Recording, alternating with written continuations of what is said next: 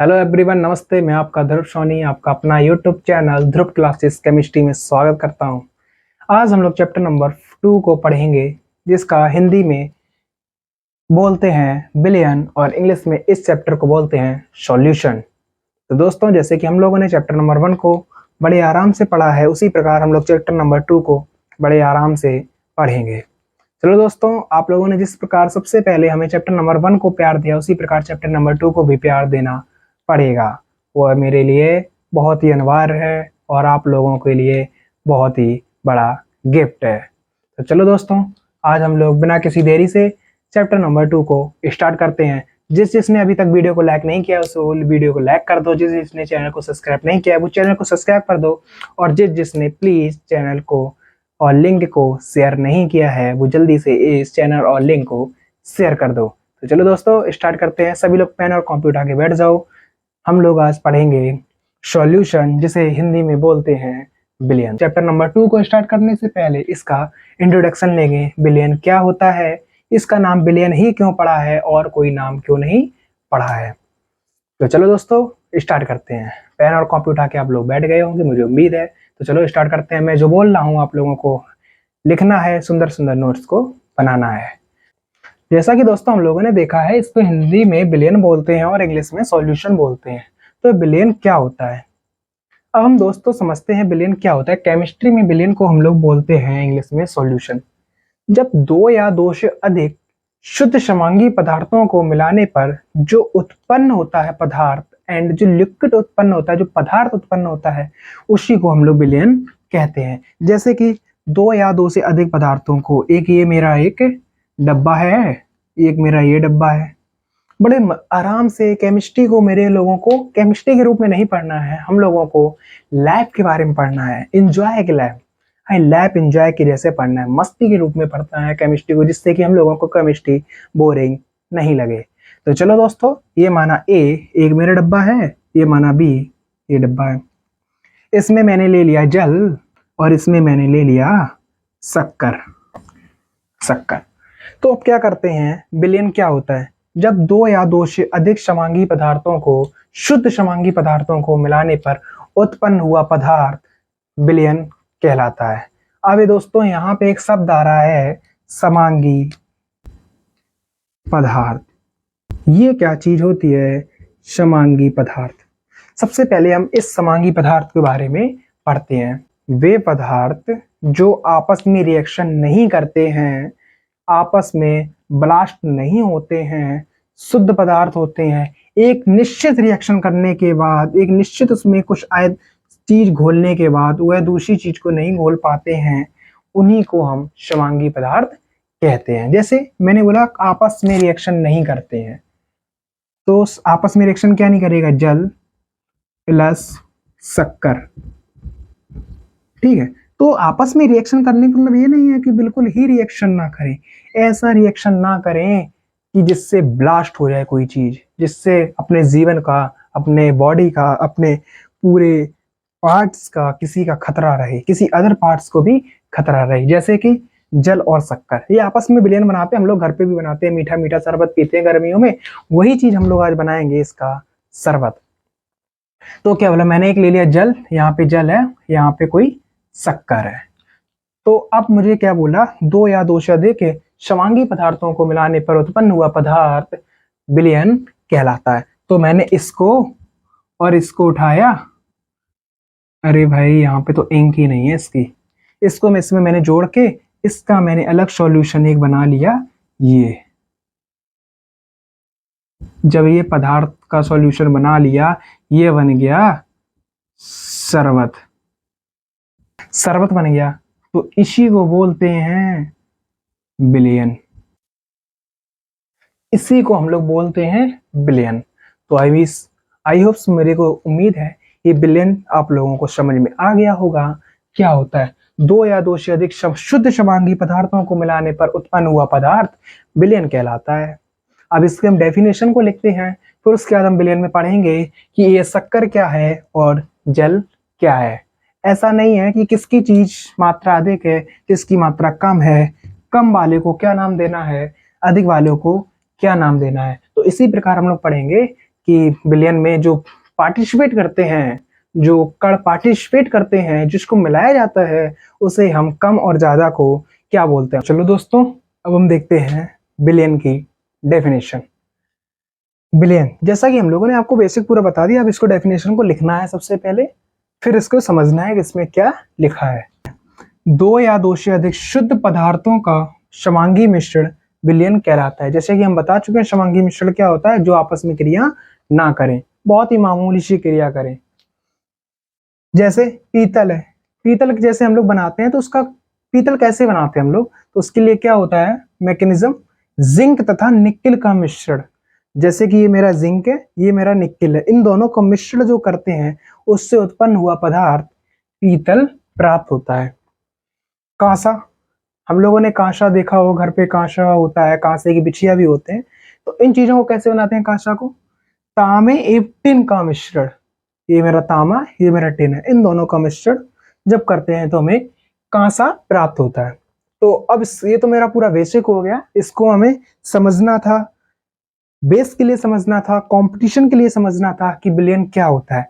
अब मुझे बोर्ड के लिए ये डेफिनेशन जरूर आती है, बोर्ड में कभी कभी आ जाती है और जरूर भी आती है, 2 नंबर में आ जाता है कि बिलियन किसे कहते हैं।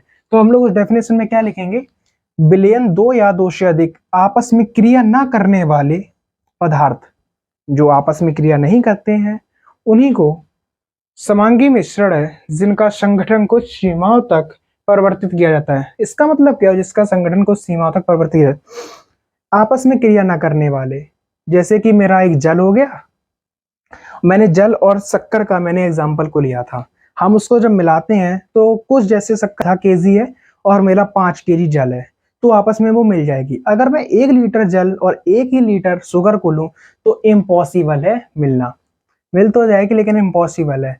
तो कुछ संगठक, संगठक का मतलब कुछ रूप तक, कुछ रूप तक तो हम उसे परिवर्तन कर देते हैं, लेकिन हम उससे ज्यादा परिवर्तन नहीं कर सकते हैं। तो उसी को बोला गया है, क्योंकि वो आपस में क्रिया नहीं करता है। जब हम उसको चलाते रहते हैं, शक्कर को घोल बनाते हैं, तो जो जितना हम उसमें कर रहे हैं उतनी मैकेनिज्म होगी उसमें, एक्स्ट्रा नहीं होगी। क्यों, आपस में क्रिया नहीं करने वाला हमने पदार्थ पहले ही बोल चुके हैं, इसलिए उसमें ज्यादा क्रिया नहीं होगी। तो संगठन को सीमाओं तक ये परिवर्तित किया, संगठन कल हम बता चुके हैं रूप। अब हम समझते हैं बिलियन बनाने वाले पदार्थों को अभिभावक घटक कहते हैं। जैसे कोई मैंने बिलियन बना लिया है, बिलियन हम बता चुके हैं क्या होता है, दो पदार्थ जब मिलते हैं आपस में उससे प्राप्त हुआ पदार्थ बिलियन कहलाता है। जब मैंने बिलियन को बना लिया है, अब जब बिलियन को बना लिया है तो उसके जो पार्टिकल हैं, उसमें जो कण हैं, जैसे शुगर का क्रिस्टल हो गया, शुगर को मैंने क्रिस्टल मान लिया और जल को मैंने लिक्विड, तो उसके जो कण हैं, क्रिस्टल हैं, तो उन्हें हम बोलते हैं अवयवी कण या घटक कहते हैं। घटक भी बोलते हैं, उन्हीं को हम घटक बोलते हैं। अभी केमिस्ट्री में बहुत से ऐसे अर्थ आएंगे, ऐसे बहुत से वर्ड आएंगे जिसको हम घटक बोलेंगे, जिसको हम कण नहीं, पार्टिकल नहीं बोलते, क्योंकि अब हम लोग हाई क्लास में आ चुके हैं, 12th पढ़ रहे हैं ना, 9th नहीं पढ़ रहे हैं, तो उसमें नहीं बोलेंगे परमाणु कण, ये कुछ नहीं, अब हम लोग उसको घटक बोलते हैं। ठीक है, घटक कहते हैं। इन घटकों के आधार पर बिलियन को द्विअंगी, त्रिअंगी और चतुअंगी बिलियन कहते हैं। अब इन घटक को, मतलब जो मेरे पार्टिकल हैं, उनके आधार पर बिलियन को द्विअंगी, त्रिअंगी और चतुरंगी और बिलियन कहते हैं। अब हम समझते हैं, मैंने इसको पूरा नोट करने को बोला है, आप सभी लोग इसको नोट कर लो, फिर हम पढ़ते हैं द्विअंगी, त्रिअंगी और चतुरंगी बिलियन किसे कहते हैं। तो चलो दोस्तों, इसको सबसे पहले हम नोट करते हैं। बहुत ही सुंदर सुंदर लिखा है, बहुत ही मेहनत से लिखा है। प्लीज वीडियो को आप लोग लाइक करो और चैनल को सब्सक्राइब कर लो, जिससे कि मेरी आने वाली अगली वीडियो आप तक सबसे पहले पहुंचे। तो चलो दोस्तों, मेरी उम्मीद है आप लोगों ने लिख लिया होगा ये क्या होता है। अब हम सबसे पहले हेडिंग डालते हैं, द्विअंगी, त्रिअंगी और चतुरंगी, इन तीनों को सबसे पहले लाइन से लिख लेते हैं, उसके बाद हम फिर पढ़ाएंगे ये क्या होता है। बहुत ही इजी, इतना इजी पढ़ा देंगे कि आप जिंदगी में कभी भूलेंगे ही नहीं। ठीक है दोस्तों, तो सबसे पहले से हम हेडिंग डालते हैं।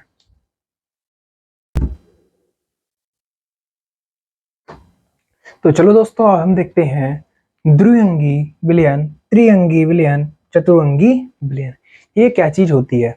तो जैसे कि हमने बताया, आप लोगों को इतना इजी में बताएंगे कि, तो इसीलिए बोल रहा हूँ वीडियो को लाइक करो और चैनल को सब्सक्राइब करो।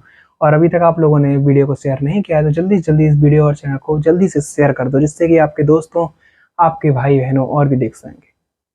दोस्तों चलो स्टार्ट करते हैं। द्विअंगी विलयन, यह दो पदार्थों का समांगी मिश्रण होता है। जैसे कि मैंने कोई एक पदार्थ लिया, एक ये पदार्थ एक ये पदार्थ, इन दोनों को मिला दिया तो ये कहलाएगा द्विअंगी विलयन। मतलब इसमें दो कण, दो घटक, दो पदार्थ, दो एटम तो नहीं बोल सकते, एटम तो केमिस्ट्री में आ जाता है, वहां पे ऑर्गेनिक में। तो दो पदार्थ और दो घटक आपस में इन्वॉल्व हो रहे हैं, आपस में पार्टिसिपेट कर रहे हैं किसी में, तो उन्हीं को बोलते हैं द्विअंगी विलयन। त्रिअंगी क्या होता है?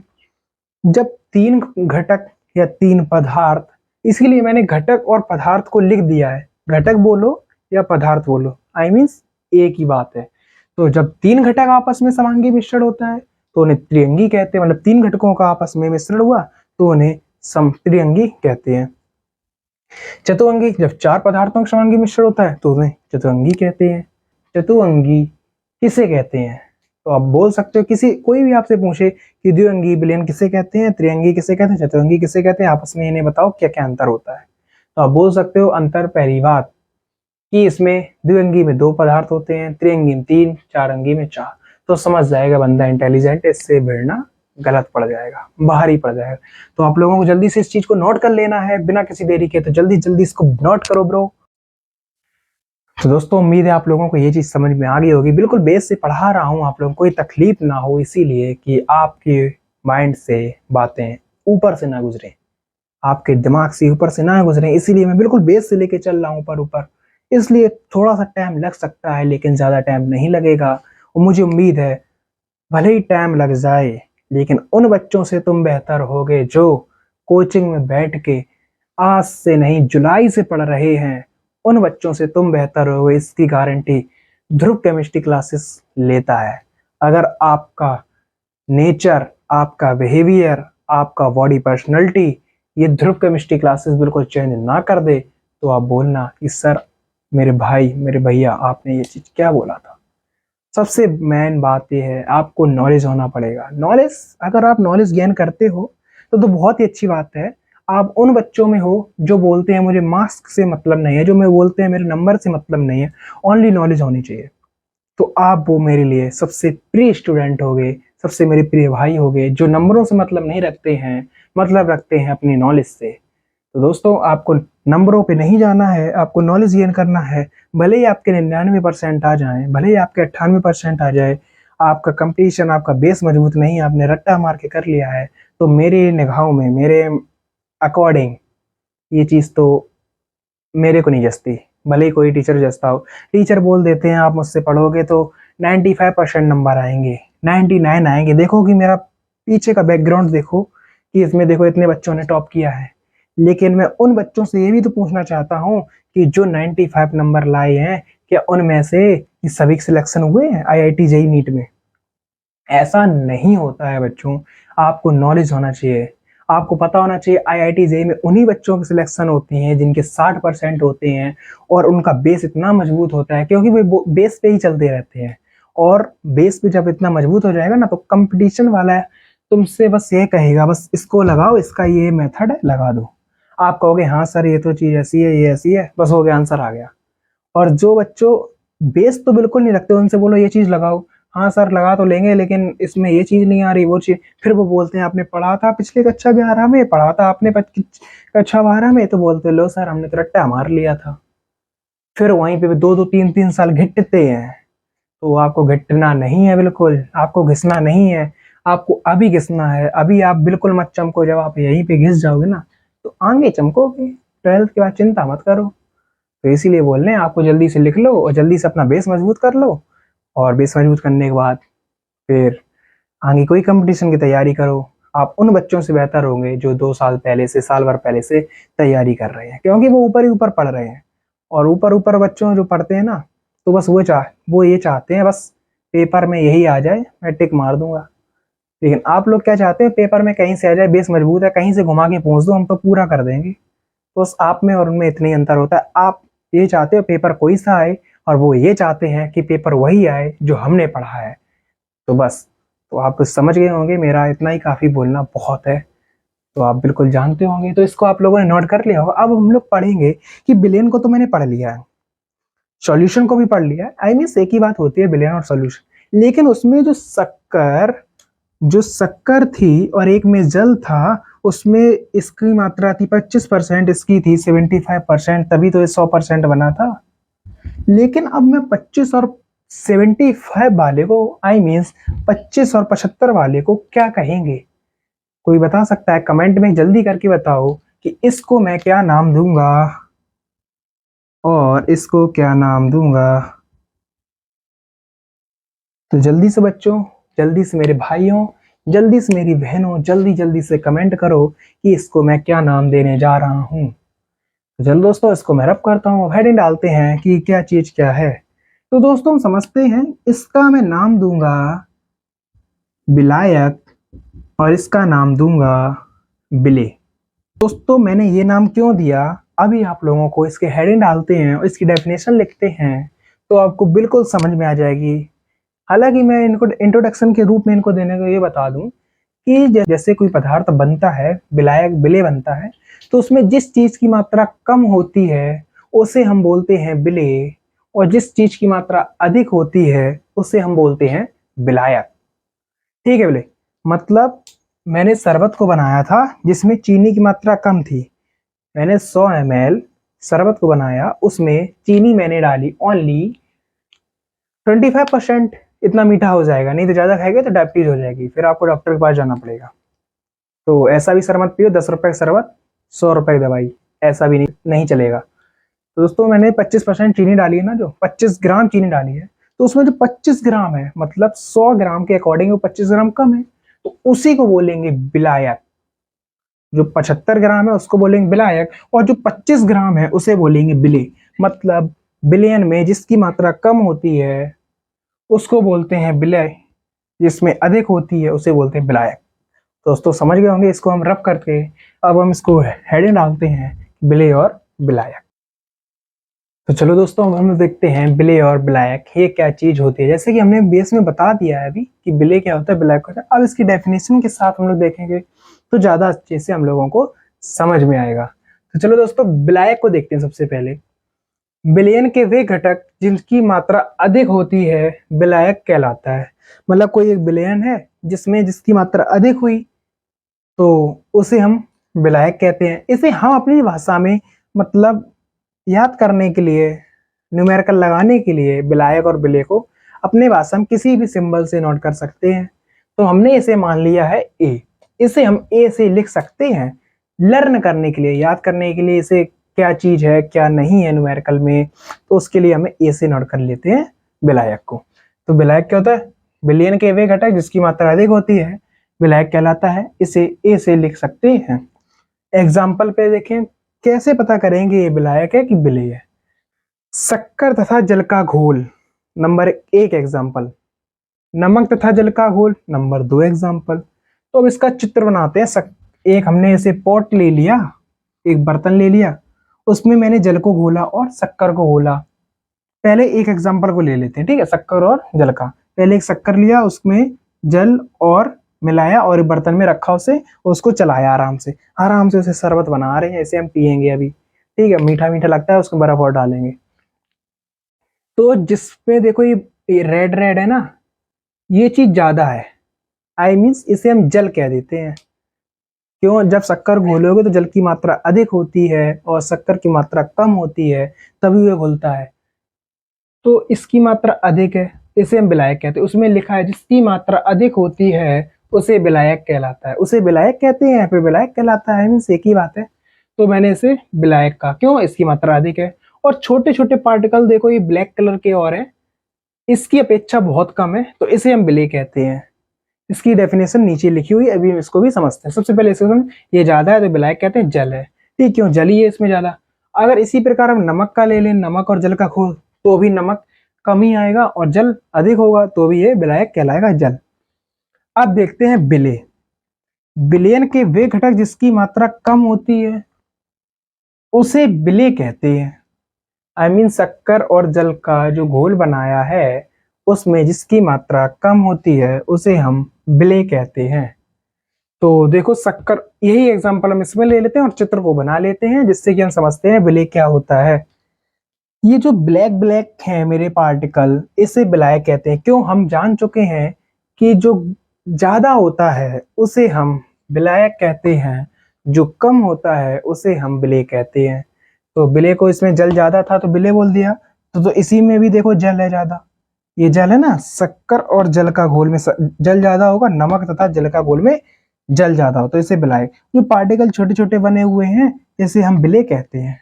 तो विलेय में पार्टिकल किस किस के हो सकते हैं? एग्जाम्पल के थ्रू, शक्कर का है और नमक है। तो विलेय को शक्कर और नमक के मतलब एग्जाम्पल में विलेय हमारा इसमें क्या हो जाएगा? शक्कर और नमक, विलायक हो जाएगा जल। तो दोस्तों चलो इसको हम नोट करते हैं। उम्मीद है आप लोगों को ये चीज बड़े प्यार से समझ में आ गई होगी। अगर आपको लोगों को समझ में नहीं आई है तो आप दोबारा देख लो। और रिवीजन के लिए मैं एक छोटा सा अभी हाल में बता रहा हूँ क्या होता है। देखो, जब मैंने दो पार्टिकल को मिलाया, दो पदार्थों को मिलाया, बिना क्रिया करने वाले पदार्थ जो विस्फोट ना करे, नहीं तो तुम घर ही उड़ा दो पूरा। मम्मी बोले क्या कर दिया तुमने? तो आराम से उसको मिला दिया, उसमें आराम से शरबत बनाया मैंने। तो जो पदार्थ प्राप्त हुआ, जो शरबत प्राप्त हुआ, उसे हम बोलेंगे विलयन। अब उसमें जिसकी मात्रा कम है, आई मीन शक्कर की मात्रा कम होगी, कॉमन सी बात है क्योंकि तभी वो घुली है। तो जो शक्कर की मात्रा है वो कम है, उसे हम बोलेंगे विलेय। और जिस चीज में वो घुला है उसे हम बोलेंगे विलायक। तो किसमें घुला है? जल में घुला है, आई मीन जल की मात्रा अधिक है, तो उसे बोलेंगे विलायक। तो दोस्तों इस चीज को मुझे पता है आप लोगों को समझ में आ गया होगा। अगर भी तब भी नहीं आया समझ में तो प्लीज कमेंट में लिखो क्या चीज समझ में नहीं आई है। और कमेंट में नहीं लिखना है तो प्लीज वीडियो को दोबारा देख लो, जिससे कि आप लोगों को पूरा क्लियर हो जाए। मुझे उम्मीद है हम बहुत ही बेस से पढ़ा रहे हैं, इसीलिए आप लोगों को समझ में आ जाए। इस चीज को सबसे पहले नोट करते हैं ब्रो, सबसे जल्दी नोट करो। अब इसके बाद हम पढ़ेंगे। तो चलो दोस्तों, आप लोगों उम्मीद है आप लोगों ने ये चीज नोट कर ली होगी। अब हम पढ़ते हैं बिलियन के प्रकार। ये क्या चीज होती है बिलियन के प्रकार? इन्हें कितने टाइप्स में बांटा गया है और एक एक करके मैंने पढ़ते हैं। तो सब लोगों ने नोट कर लिया। अब हम हेडिंग डालेंगे बिलियन के प्रकार। इन्हें कौन कौन के प्रकारों में बांटा गया है? हम जानते हैं बिलियन के दो प्रकारों में बांटा गया है। नंबर एक, अवयवों की मात्रा के आधार पर। नंबर दो, बिलियनों के भौतिक व्यवस्था के आधार पर। नंबर एक, अवयवीय कणों के आधार पर। नंबर दो, बिलियन की भौतिक व्यवस्था के आधार पर बिलियन को बांटा गया है। तो हम सबसे पहले हेडिंग डालते हैं बिलियनों के प्रकार। उसके बाद हम डालेंगे दो प्रकार होते हैं, उन दोनों प्रकार को सबसे पहले पढ़ते हैं। तो चलो इसको हम डालते हैं। तो चलो दोस्तों, अब हम देखते हैं बिलियन के प्रकार। जैसे कि हम बता चुके हैं बिलियन के दो प्रकार होते हैं, उन्हीं दो के बारे में पढ़ते हैं। फिर वो दो पार्ट हैं, उनके कौन कौन से प्रकार हैं, उनको कौन कौन से वर्गीकृत किया गया है, किन किन पार्टों में, उनको भी पढ़ते हैं। चलो दोस्तों, बिलियन के प्रकार। अवयव की मात्रा के आधार पर। नंबर एक, अवयवों की मात्रा के आधार पर। नंबर दो, विलायकों की भौतिक व्यवस्था के आधार पर बिलियन को बांटा गया है। तो समझते हैं बिलियन के अवयवों की मात्रा के आधार पर और विलायकों की भौतिक व्यवस्था के आधार पर। अवयवों की मात्रा के आधार पर बिलियन को 5 प्रकार में बांटा गया है। Types of 5। माय गॉड, अब मेरे को 5 प्रकार पढ़ना पड़ेगा। कोई बात नहीं, इतने आराम से सिखाऊंगा, मक्खन क्लास कर दूंगा, बिल्कुल रपक जाएगी दिमाग के अंदर। जो चीज आपको घुसती नहीं थी वो बिल्कुल घुसेड़ देंगे मक्खन के तरीके से। चिंता मत करो ब्रो। जब तक ध्रुव केमिस्ट्री क्लासेस आपके साथ है, टेंशन की ना डरने की कोई बात है। अवयवों की मात्रा के आधार पर बिलियन को 5 प्रकार में बांटा गया। Types of 5। सबसे पहले पढ़ते हैं तनु विलयन को, फिर पढ़ते हैं दूसरा नंबर है शांत विलयन को, तीसरा नंबर है सतत विलयन को, नंबर 4 है असतत विलयन को, नंबर 5 है अतिसतत विलयन को। तो अवयवों की मात्रा के आधार पर अवयव मैं पहले बता चुका हूं अवयव क्या होता है। अवयव क्या होता है दोस्तों बताओ, कमेंट में जल्दी से कर करके बताओ अवयव क्या होता है। अगर आप लोगों ने अवयव को बता दिया तो मैं समझ रहा हूँ आप लोग बहुत ही कॉन्सेंट्रेट होकर पढ़ रहे हो। आप लोग जल्दी बताओ अवयव क्या होते हैं, जल्दी से कमेंट करके बताओ अवयव क्या होते हैं। कि जब वो कण होते हैं, घटक होते हैं, जो पार्टिकल उसमें भाग लेते हैं, जो कण उसमें क्रिस्टल भाग लेते हैं, उन्हीं को तो अवयव कहते हैं। तो आप लोगों ने बिल्कुल सही आंसर दिया है। तो उसी के आधार पर विलयन को 5 प्रकारों में बांटा गया है। नंबर एक, तनु विलयन। नंबर दो, शांत विलयन। नंबर तीन, असतत विलयन। नंबर चार, असतत विलयन। नंबर पांच, अतिसतत विलयन।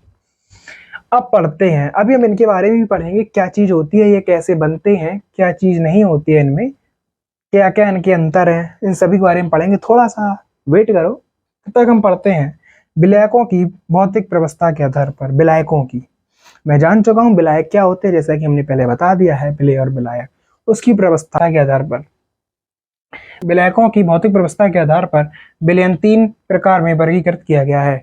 नंबर 1 गैसीय विलयन, नंबर 2 द्रव विलयन, नंबर 3 ठोस विलयन।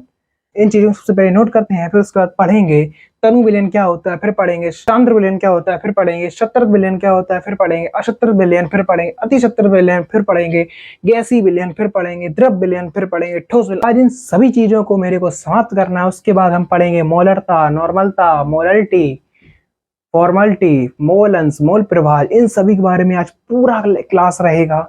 आज जैसे कि आज हम लोग इस क्लास में 10 नंबर का पूरा पढ़ेंगे। तो दोस्तों बोर्ड में जो 10 नंबर का आता है ना, तो इन्हीं चीजों से आता है। उससे क्वेश्चन आएगा अतिशत्रत विलयन किसे कहते हैं और शत्रत विलयन किसे कहते हैं, तनु विलयन क्या होता है, विलेय क्या होता है, विलायक किसे कहते हैं, किस आधार पे बांटा गया है। तो यही सब चीजें पूछी जाती हैं। उसके बाद पूछा जाएगा आपका एक दो आएंगे न्यूमेरिकल। तो दो न्यूमेरिकल के लिए हम लोग फॉर्मूला को ड्राइव करते हैं। सबसे पहले इसे पढ़ते हैं, उसके बाद ड्राइव करेंगे फॉर्मूला को। तो जल्दी दोस्तों इस चीज को नोट कर लो, उसके बाद हम लिखते हैं दूसरा। फिर दोस्तों आप लोगों को उम्मीद है ये चीज आप लोगों ने नोट कर ली होगी। अब हम लोग पढ़ेंगे तनु विलयन के बारे में। तो हेडिंग डालते हैं तनु विलयन। तो चलो दोस्तों अब हम इन सभी विलयनों के बारे में पढ़ते हैं। जैसे कि हमने उन्हीं अवयवी के आधार पर 5 भागों में बांटा था, उन्हीं हम 5 विलयनों के बारे में पढ़ते हैं। ये क्या चीज होती है, इसकी सारी की डेफिनेशन है। इन सभी डेफिनेशनों को आपको लिखना है, ये सभी इंपॉर्टेंट है, ये आपका बेस है। चलो दोस्तों सबसे पहले हम देखते हैं तनु विलयन के बारे में। ये तनु विलयन क्या होता है? वे विलयन जिसमें विलेय की मात्रा विलायक की तुलना में बहुत कम होती है, तनु विलयन कहते हैं। मतलब क्या है? वे विलयन जिसमें विलेय की मात्रा विलायक की तुलना में बहुत कम होती है। मतलब कोई एक विलयन है, उसमें जो विलेय है, आई मीन जिससे हमने विलेय और विलायक को पढ़ाया, बार बार डिस्टर्ब होने की जरूरत नहीं है, बहुत ही आराम से पढ़ाया है। तो जो विलेय है उसमें जो विलेय है उसमें जो विलायक की तुलना है बहुत कम है। मतलब विलेय की मात्रा विलायक की तुलना में बहुत कम है। मतलब अगर मैंने घोल लिया शक्कर और जल का, तो उसमें जो शक्कर है वो विलेय है और जो जल है वो विलायक है। तो शक्कर की मात्रा इतनी कम है, इतनी कम है कि वह विलयन तनु बन जाता है। तो उसी को बोला गया है। एक निश्चित तो मात्रा होनी ही चाहिए। अगर मैंने आपको, आप मेरे गेस्ट हो, मेरे आप घर पे आ रहे हो, तो मेरे तो इतना हक बनता है कि इतना तो मीठा शरबत बनाए कि वह शरबत शरबत कहे।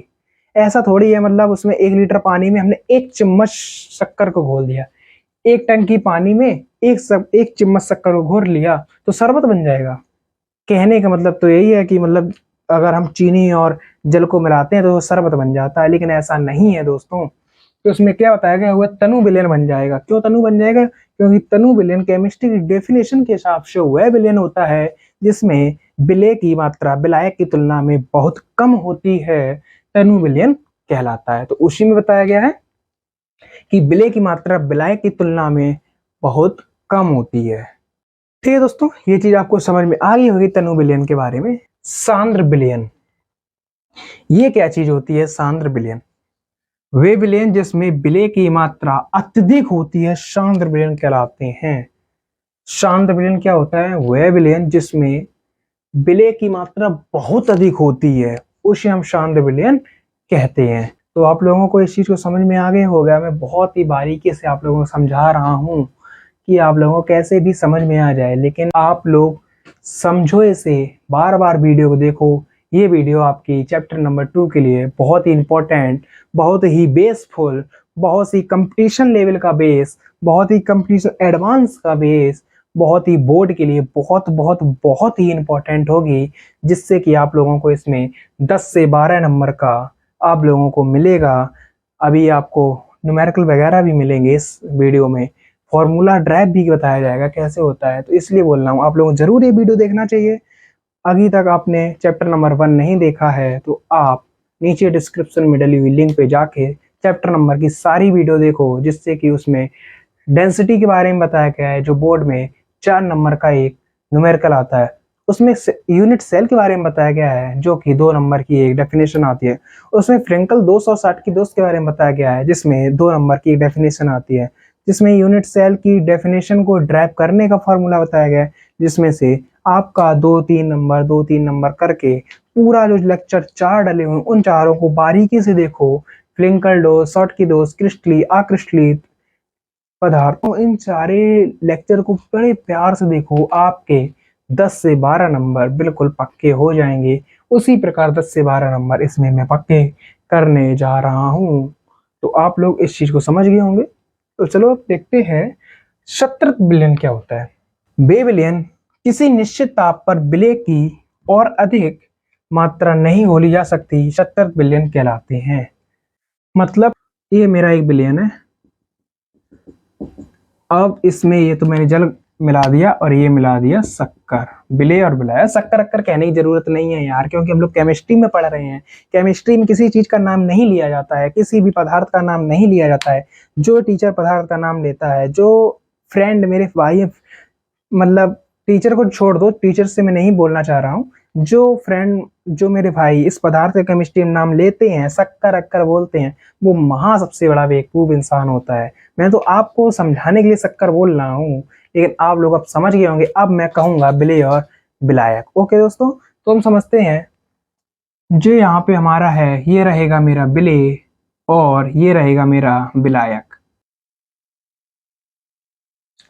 तो दोस्तों क्या बोला इसमें, वे विलयन किसी निश्चित ताप पर विलय की और अधिक मात्रा नहीं घोली जा सकती है। जैसे कि मैंने इसे पूरा मिलाया, इसे मिलाते रहे, मैंने घोल बना लिया।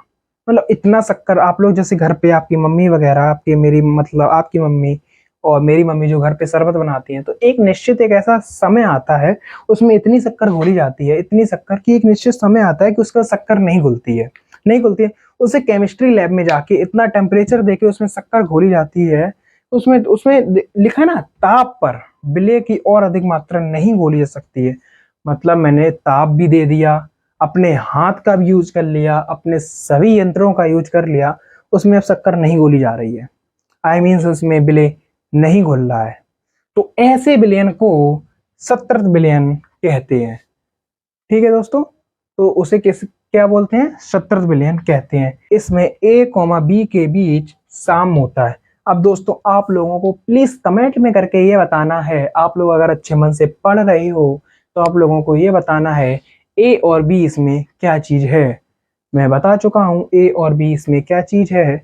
आप लोगों को बड़ी कॉन्सेंट्रेट के तरह मुझे पढ़ाना है, इसलिए मैं ये शॉर्ट वर्डों का यूज कर रहा हूँ, जिससे कि आप लोगों को पीछे वाला याद रहे, पीछे वाला भूलो मत, जिससे कि आगे आप जंप सही से कर पाओ। तो ए और बी आप लोगों को कमेंट में बताना है। लेकिन जो ए और बी है उनके बीच साम होता है। साम का मतलब एक जो रिएक्शन होती है, तो साम मतलब स्थापित हो जाती है, मतलब रुक जाती है, बिल्कुल धीमे धीमे धीमे धीमे होती है, या होती भी है तो आपको दिखाई नहीं देगी। जैसे कि आप लोग पढ़ोगे संक्षारण, संक्षारण जो लोहे पर जंग लगती है, जो लोहे मतलब जो लोहे के दरवाजे में जंग लगती है, वो उसे संक्षारण बोलते हैं, संक्षारण। तो वही जो क्रिया है वो सालों लाखों सालों गुजर जाते हैं तब वो पूर्ण होती है। उसी प्रकार की ये क्रिया हो जाती है, शाम हो जाती है ये क्रिया। ए और बी अब मैं बता दे रहा हूँ, ए हमारा भी विलायक है और बी मेरा विलेय है। तो आप लोग कमेंट में जरूर करना था क्या चीज है, तो इसको भी आपने समझ लिया होगा। तो अब अशत्रत विलयन क्या होता है, अब हम इसको पढ़ेंगे। अशत्रत विलयन क्या होता है, वह विलयन जिसमें और अधिक मात्रा में विलय घोला जा सकता है अशत्रत विलयन कहलाता है। मतलब वह विलयन जिसमें और अधिक मात्रा में विलय घोला जा सकता है। हाँ जी भाइयों मेरे, ऐसा विलयन जिसमें आपने शरबत तो बना लिया है, विलय और विलायक को मिला लिया है, आपने विलयन तो बना लिया है, लेकिन अब मुझे उसमें विलय की और अधिक मात्रा घोलनी है। तो इतनी मात्रा घुले कि वो घुलते चली जाए, जब वो रुक जाएगी मात्रा तो वो शतरत विलयन में आ जाएगा। जब वो मात्रा जहाँ पे स्टॉप होती है, वही मात्रा जो कहलाती है अशतरत विलयन कहलाती है। मतलब और अधिक मात्रा घोली जाए, और अधिक मात्रा घोली जाए का मतलब आई मीन्स जब मैंने शरबत बनाया थोड़ा कम मीठा बना, मुझे तो मीठा लग रहा है, ठीक है, आप लोगों को कम मीठा लगा, मम्मी को और कम मीठा लगा, तो वो शक्कर डालती रही, घुलती रही वो, तो वो डालती रही, मतलब पिया कम मीठा है, थोड़ा और 1 चम्मच तो और डलता है, 1 स्पून। पापा को दिया, बेटा ये मीठा नहीं है, इसमें शक्कर डालो, और तो मैंने शक्कर और डाल दी। तो शक्कर जो घुल रही है, विलय की मात्रा और अधिक होती चली जा रही है। एक समय ऐसा आएगा जब 100 ml में 100 ml मतलब 100% शरबत बनाओगे तो उसमें होना तो चाहिए 50। अगर आप इसको 50 कर दोगे, अगर ये 100% बनाओगे, ये 100% आप बनाओगे बिलियन, तो जैसे ही अब बिले और ब्लैक के अंतर कैसे पहचानेंगे, इसको 2 पार्ट्स में बांटो, 50 और 50, तो ये हो जाएगा 50-50। यहाँ पे कुछ नहीं, ये क्रिया हो जाएगी शाम। शाम का मतलब स्थापन हो गया, बराबर हो गया ना, शाम होगी स्थिति। अब बिले और ब्लैक का कैसे पता करेंगे किसकी चीज ज्यादा है। जैसे ये मेरा है बिले और ये मेरा है ब्लैक, तो इसमें क्या बोला है, वह विलेन जिसमें अधिक मात्रा में विलेय घोला जा सकता है, विलेन गलत। जब ये 50-50 हो गई, अब इसमें हो गया शाम स्थापन, शाम स्थिति आ गई। अब इसमें जो विलेय है, ये जो विलेय है और अधिक मात्रा में घोला जाए, जो विलेय है वह हो गया 55 और ये होगी 45। तो भले ही 1% ज्यादा हो तो वह क्या हो जाएगा, कॉमन सी चीज है। तो 1% ज्यादा मेरे नंबर है, आपके 1% कम नंबर है किसी आपके फ्रेंड के, आपके 1% ज्यादा है, तो आप डिस्ट्रिक्ट टॉप कर जाओगे, उसमें कोई गलत बात नहीं है। इसी प्रकार ये है कि विलेय और अधिक मात्रा में घोला जा रहा है तो उसे असत्कृत विलयन कहते हैं। इसमें क्या है, सांद्र तथा तनु विलयन अशत्रत विलयन ही कहलाते हैं। क्यों कहलाते हैं अशत्रत विलयन, क्यों, हमने तनु में पढ़ा है, वे विलयन जिसमें अधिक मात्रा मतलब विलय की मात्रा अधिक होती है तो वह तनु विलयन कहलाते हैं। शत्रत विलयन जिसमें विलय की मात्रा अत्यधिक होती है उसे हम शांत विलयन कहलाते हैं। तो हमने पढ़ा है विलयन में इसकी मात्रा कम, इसकी मात्रा अधिक, तो वही सब मिला के, इन दोनों को मिला के इसमें बोल दिया कि शत्रत तथा तनु विलयन अशत्रत विलयन होते हैं। क्यों, इसमें और अधिक मात्रा घोली जा रही है, विलय की मात्रा और अधिक घोली जा रही है, विलय की मात्रा अधिक घोली जाती है, विलयन की मात्रा कम घोली जा रही है, तो वह अशत्रत विलयन ही कहलाते हैं। ठीक है, अब देखते हैं अतिशत्रत विलयन। ये क्या चीज होती है अतिशत्रत विलयन। तो दोस्तों अब हम पढ़ेंगे अतिशत्रत विलयन के बारे में। अधिक ताप ठोस को अधिक ताप पर ठोस को सत्तर विलयन बना लिया जाता है। कोई मेरे पास एक सॉलिड चीज है, ठीक है, मेरे पास एक कोई सॉलिड चीज है, उसको मैंने ताप दिया तो उसे मैंने बना लिया, शत्रत विलयन बना लिया। ठीक है, जो मैंने शत्रत विलयन को बनाया है और वह विलयन को ठंडा कर दें तो उस विलयन को अतिशत्रत विलयन कहते हैं। मैंने अधिक ताप पर कोई ठोस है, उसको शत्रत विलयन बना लिया, उसको मैंने शत्रत विलयन बना लिया है। मेरे पास ये चीज ठोस है, मैंने अधिक ताप पर गर्म किया, मैंने शत्रत विलयन में इसमें परिवर्तन कर लिया। ठीक है, प्रैक्टिकल लैब में, लेबोरेटरी में उसे शत्रत विलयन बना लिया। और वही शत्रत विलयन को, अभी यही शत्रत विलयन को मैं ठंडा कर दूं तो वह बन जाएगा अतिशत्रत विलयन। तो दोस्तों आप लोगों को, मुझे पता है मेरे भाइयों ये चीज समझ में आ गई होगी, तो आप लोगों को ये भी आज समझ में आ गई है। आप इस चीज को नोट कर लो। सबसे पहले नोट करने के बाद आप लोगों को ये वीडियो हो सके तो दोबारा देख लेना, क्योंकि आप लोगों का ये बेस है। आप पढ़ोगे तो जग पढ़ेगा। तो आप लोगों को सभी चीज रिवीजन में करना है, कोई चीज ऐसे कल पे नहीं डालना है, तो कल पे नहीं डालना है। आप अभी नोट करो, अभी इसको वीडियो देखने के बाद आधा घंटा का ब्रेक ले सकते हो। उसके बाद आप लोग इसका एक थोड़ा सा रिवीजन कर लेना 5 मिनट में, जो मैंने 1-1.5 घंटे में क्लास ली है उसको 5-10 मिनट में ऊपर ऊपर देखना है। हाँ सर, हाँ ध्रुव भाई ने ये पढ़ाया था, ध्रुव भाई ने ये चीज पढ़ाई थी, तो बस आप 5-10 मिनट में याद कर लेना है। फिर अगले दिन आपको 3 मिनट में याद करना है, 3 मिनट में फैलना, फिर अगले दिन 2 मिनट में। एक दिन ऐसा आएगा बस आपकी आंखों के सामने होगा, और आप अगर रात में सो रहे होगे तो आप बोल दोगे पेज नंबर इतने पे इतनी लाइन में ये चीज लिखी है, वो भी मेरे ब्लैक पेन से। आपको इतना याद हो जाएगा। बस आपको ये चीज देखने के बाद 10 मिनट, आधा घंटा का ब्रेक लेना है, 10 मिनट में देखना है, अगले दिन 5 मिनट में, अगले दिन 3 मिनट में, अगले दिन 2 मिनट में, अगले दिन आपको अपने आप ऑटोमेटिकली याद हो जाएगा। क्योंकि मेरी कोशिश है आपको यहीं पे याद कराने की, मैं रटवाने की कोई कोशिश नहीं कर रहा हूँ, आपको कॉन्सेप्ट क्लियर करा रहा हूँ। ठीक है दोस्तों, आप इस चीज को नोट कर लो, ये भी बहुत इंपॉर्टेंट है। अब हम लोग देखेंगे भौतिक पर। भौतिक व्यवस्था पर विलयनों को 3 भागों में बांटा गया है। गैस विलयन, नंबर 2 द्रव विलयन, नंबर 3 ठोस विलयन के बारे में। तो अब इन चीजों को, ठोस विलयन, द्रव विलयन, गैस विलयन, इन चीजों को पढ़ते हैं। जैसे कि मैंने 5 पार्ट को पढ़ लिया, अब इन चीजों को पढ़ते हैं, ये क्या चीज होती है। तो चलो दोस्तों, भाइयों मेरे, हेडिंग डालते हैं द्रव, ठोस और गैस विलयनों के बारे में। तो चलो दोस्तों, हम लोग देखते हैं विलायकों के भौतिक व्यवस्था के आधार पर विलयन के भाग। तो जैसे कि हम लोगों ने पढ़ा है, भौतिक व्यवस्था के आधार पर विलायकों के जो भाग होते हैं वो 3 भागों में बांटा गया है, 3 भागों में वर्गीकृत किया गया है। नंबर 1 गैसीय विलयन, नंबर 2 द्रव विलयन, नंबर 3 ठोस विलयन। तो इसमें क्या लिखा है, क्या चीज है, अब हम इसके बारे में पढ़ते हैं।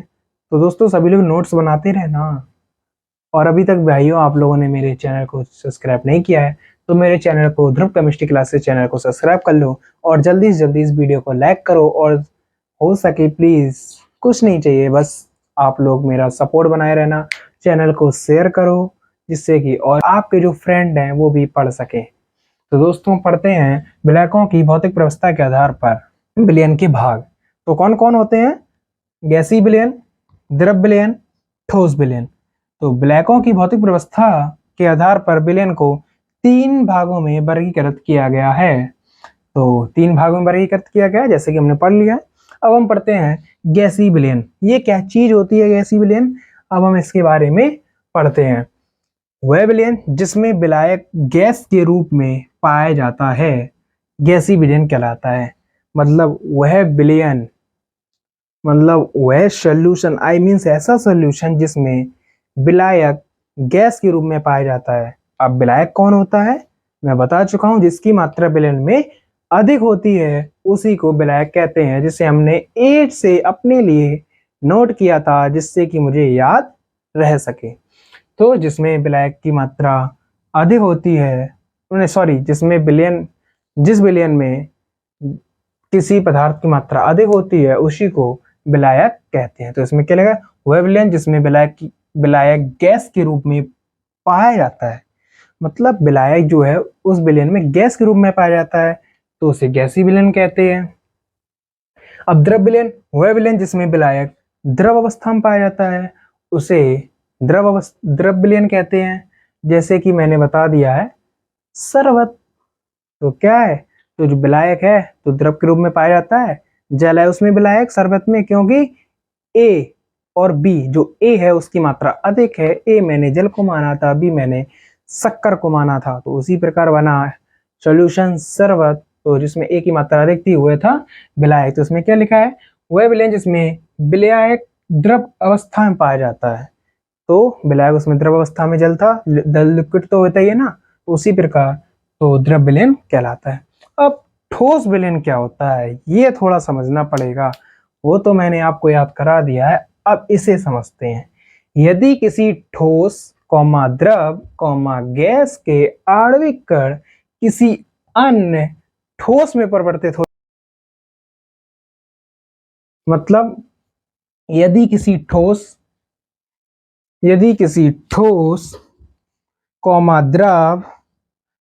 गैस के आणविक कण, आई मीन्स मैंने बताया था आणविक कण क्या होते हैं, तो वही जो कण हैं वह किसी कारण, कोई भी कारण हो सकता है, उसका गलनांक के कारण हो सकता है, उसका क्वथनांक के कारण हो सकता है, उसका ताप बढ़ाने के कारण हो सकता है, उसका दाब घटाने के कारण हो सकता है, उसका दाब बढ़ाने के कारण हो सकता है, आई मीन्स किसी भी कारण वह ठोस में परिवर्तित हो जाते हैं तो उसी ठोस को बोलते हैं ठोस विलयन। मतलब यदि किसी ठोस द्रव एवं गैस के आणविक कण किसी अन्य ठोस में परिवर्तित हो जाते हैं, जो उसके कण थे किसी अन्य ठोस में परिवर्तित हो गया है, उसी को बोलते हैं ठोस विलयन। ठीक है दोस्तों, आप लोगों को ये चीज समझ में आ गई होगी। आप जल्दी से इस चीज को नोट कर लो जिससे कि अब हम लोग जो डेरिवेशन थी उसको अब पढ़ना है। और ये जो विलयन था उसको मैंने पूरा कर लिया है, उसका पूरा बेस पूरा कर लिया, उसका पूरा एडवांस भी पूरा कर लिया है। अब हम लोग पढ़ेंगे फॉर्मूला ड्राइव कैसे किए जाते हैं, कौन कौन होते हैं, हमारा 12th में कौन कौन फॉर्मूला है, उन चीज़ों के बारे में पढ़ते हैं। तो चलो आप लोग इस चीज़ को नोट कर लो, आप लोग इस चीज़ को जल्दी से नोट कर लो, फिर हम लोग पढ़ेंगे आगे। तो मुझे उम्मीद है आप लोगों ने इस चीज़ को नोट कर लिया होगा। अगर आप लोगों ने इस चीज़ को नोट कर लिया है और आप लोगों ने इस चीज़ को बड़े प्यार से समझ भी लिया है, तो आप लोग प्लीज़ चैनल को सब्सक्राइब करो और वीडियो को लाइक करो और बेल आइकन घंटी दबाना मत भूलना, जिससे कि मेरी आने वाली अगली प्यारी सी क्यूट सी वीडियो आप लोगों तक पहुंच सके। बेल आइकन जल्दी से दबा दो, घंटी बजा दो और जल्दी से कमेंट में लिख दो ये वीडियोस भाई मेरे कैसी है। तो जल्दी से इस वीडियो को लिखो। और ये अभी तक जितना भी मैंने पढ़ा है, जितना अभी तक आप लोगों ने पढ़ा है, उसमें से आप लोगों को कौन सी चीज बहुत ही ईजिली, बहुत ही प्यारी सी, बहुत ही क्यूट सी समझ में आ गई है, बहुत ही प्यार से समझ में आ गई है, उस चीज का नाम लिखो और कैसे समझ में आई, कितने बार में आई, वो पूरी डेरिवेशन से आप मुझे लिख के दो। तो उसी प्रकार से मैं अगली वीडियो में आप लोगों को उसी प्रकार से समझाएं, जिससे कि आप लोगों को एक ही बार में समझ में आ जाए। तो बता दो जल्दी से आप लोगों को क्या चीज़ बहुत ही ईजिली समझ में आ गई है, क्या चीज़ अभी तक आप लोगों को नहीं आई है समझ में, वो चीज़ जल्दी से कमेंट में लिखो, जिससे कि मेरी और भी मेहनत कामयाब रहे। दोस्तों, तो अब हम लोग बढ़ते हैं आगे। आप लोगों ने इस चीज़ को नोट कर लिया होगा। तो अब हम लोग पढ़ेंगे बिलियन की सांद्रता। अब बिलियन की सांद्रता क्या होती है उसके बारे में हम लोग पढ़ेंगे। उस सांद्रता को कितने भागों में बांटा गया है, सांद्रता को किस प्रकार से निकालते हैं, भार के रूप में, प्रतिशत के रूप में और आयतन के रूप में, उन सभी के बारे में पढ़ते हैं। तो चलो दोस्तों, हेडिंग डालते हैं सांद्रता। तो चलो दोस्तों, आज हम देखते हैं बिलियन की सांद्रता क्या होती है। तो बिलियन की सांद्रता क्या होती है दोस्तों? बिलियन की प्रति इकाई आयतन में उपस्थित विलेय की मात्रा को बिलियन की सांद्रता कहते हैं। मतलब प्रति एकांक आयतन में विलेय की मात्रा ही बिलियन की सांद्रता कहलाती है। अब हम जैसे कि कोई एक आयतन ले लिया है, कोई हमने बिलियन ले लिया, उसकी सांद्रता को कैसे व्यक्त करेंगे, कैसे परसेंटेज में निकालेंगे, कैसे भार में निकालेंगे, कैसे आयतन में निकालेंगे, इन सभी के बारे में हम लोग जानकारी लेते हैं। तो सांद्रता को मैंने 3 प्रकार में बांट दिया, अपने अकॉर्डिंग 3 प्रकार में बांट दिया है, जिससे कि हम लोग इजी से समझ पाए क्या होता है और इजी से ये चीज समझ पाए कि किन किन भागों में बांटा जा सकता है और किस किस टाइप्स में निकाला जा सकता है और क्या क्या मैंने पढ़ना है और क्या क्या मैंने पढ़ा है। तो दोस्तों, मैंने 3 भागों में इसे बांट दिया है। आप लोगों को इसी प्रकार का ग्राफ बनाना है कॉपी में, जिससे कि आप लोगों को पता चल सके। नंबर 1, प्रतिशत के पदों में। फिर पढ़ते हैं भार या भार बटे आयतन के में या ग्राम प्रति लीटर के। फिर भार बटे भार के पदों में। ये चीज क्या होती है? नंबर 1, प्रतिशत के पदों में निकालने से पहले हमें इन चीजों के बारे में ज्ञान होना चाहिए कि इन इन चीजों से हम प्रतिशत के पदों में उस चीज का मान निकाल सकते हैं। तो द्रव्यमान प्रतिशत के रूप में निकाल सकते हैं, आयतन प्रतिशत के रूप में निकाल सकते हैं और द्रव्यमान आयतन प्रतिशत के रूप में निकाल सकते हैं। इन चीजों को निकालने के बाद अब हम देखेंगे भार, आयतन या ग्राम प्रति लीटर के रूप में। इनसे किस किस चीजों से निकाल सकते हैं? इनका निकालने के लिए हमें इन 3 चीजों का जरूर ज्ञान होना आवश्यक है। क्या? मोलरता, मोलरता। हाँ दोस्तों, इस चीज को पढ़ने से पहले आप लोगों को ये चीज पढ़ना चाहिए, क्वेश्चन आंसर याद करने से पहले आपको क्वेश्चन जरूर याद करना चाहिए, क्योंकि फिर डाउट हो रहा होता है कि किसका आंसर किसका था, किसका आंसर कौन में लिख दिया। तो आप लोगों को मोललता और मोलरता में बहुत ही कंफ्यूजन होगा अभी, क्योंकि एक ही नाम है, बस ला और ता का अंतर है।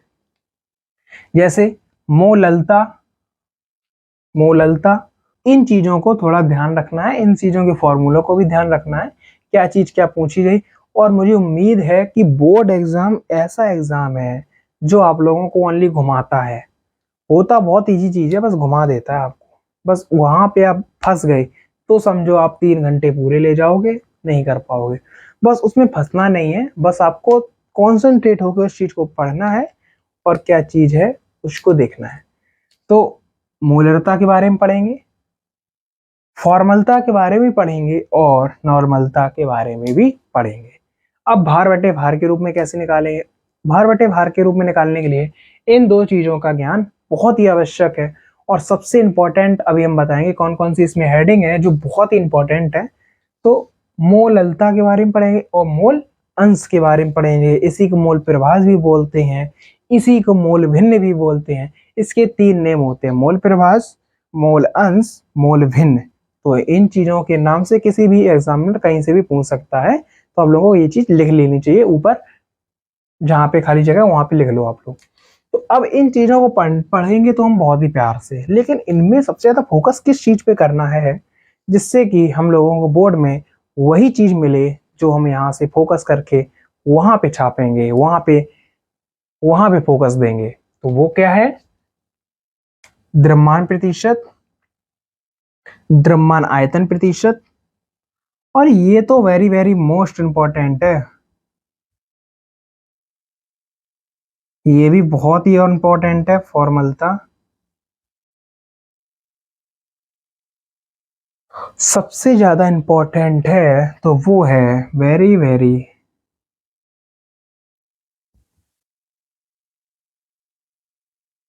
Most important.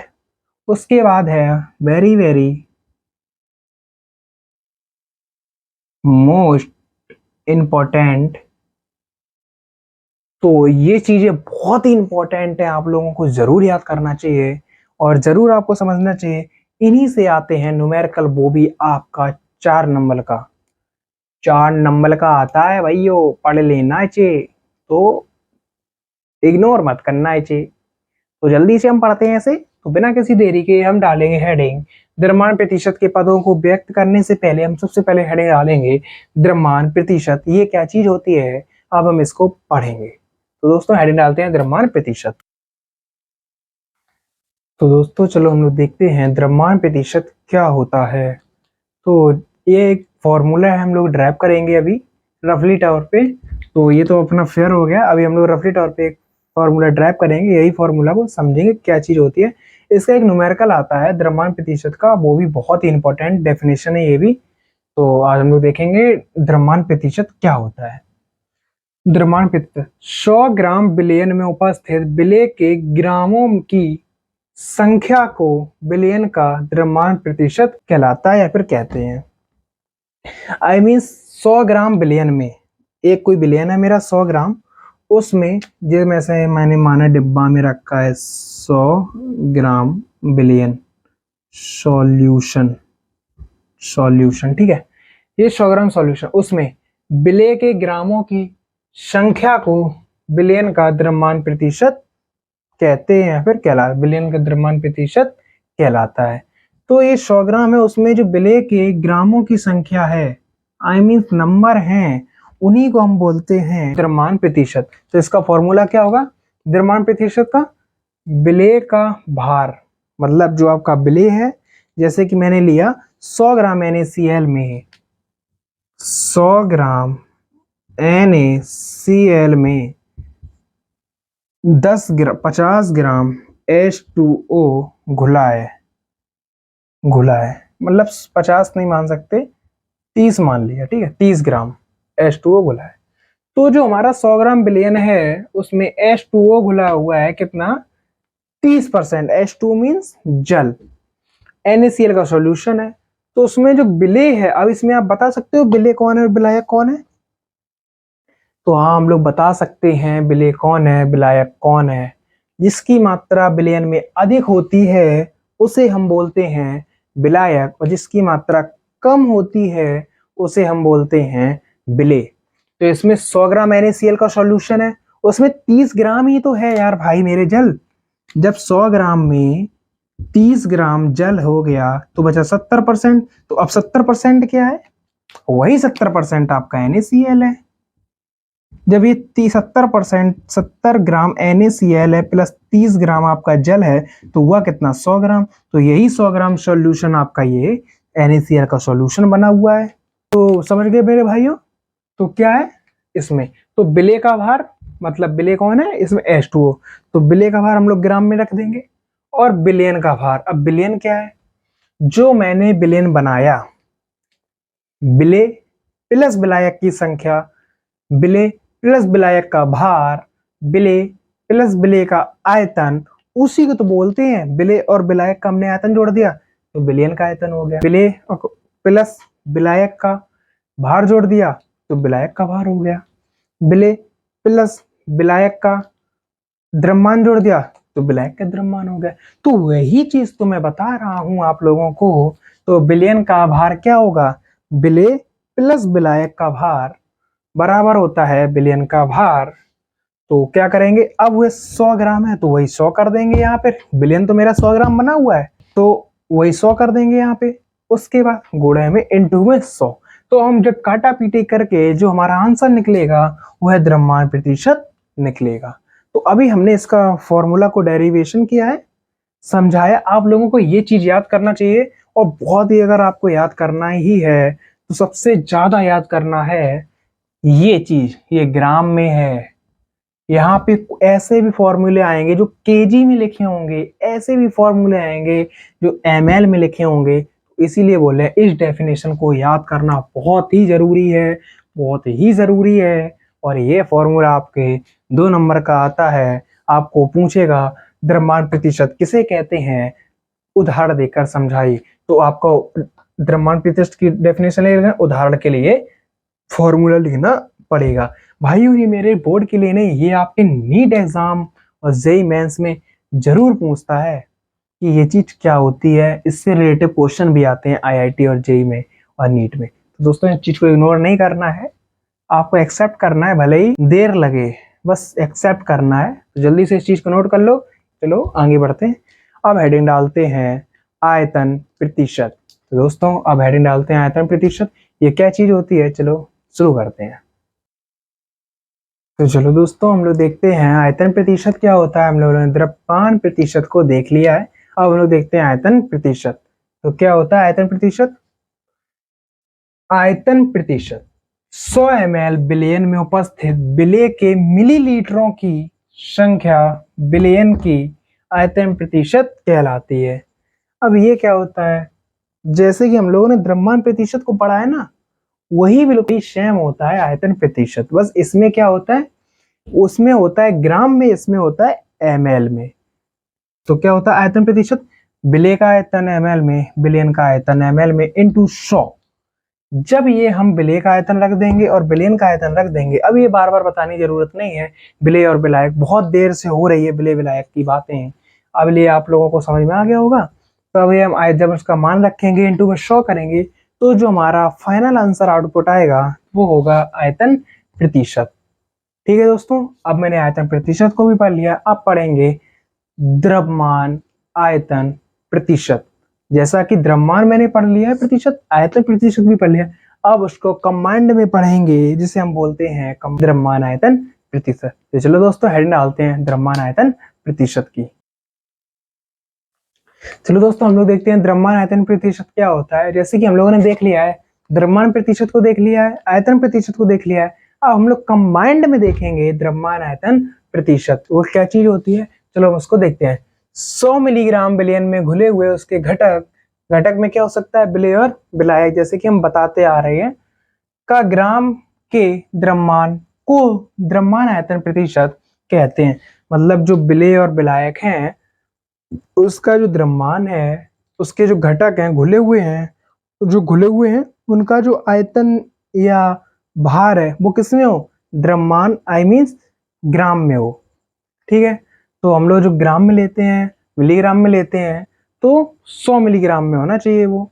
तो इसीलिए लिख दिया है 100 मिलीग्राम विलयन में घुले हुए इसके घटक विलयन या विलायक का ग्राम के द्रव्यमान को द्रव्यमान आयतन प्रतिशत कहते हैं। जब कोई विलयन है उसको जब हम यहाँ पे आयतन लिख देते हैं, द्रव्यमान विलेय का द्रव्यमान आयतन प्रतिशत क्या हो जाएगा, जितना इसका हम काट पीट के निकालेंगे जितना आउटपुट आएगा वही हमारा आएगा विलेय का द्रव्यमान आयतन प्रतिशत।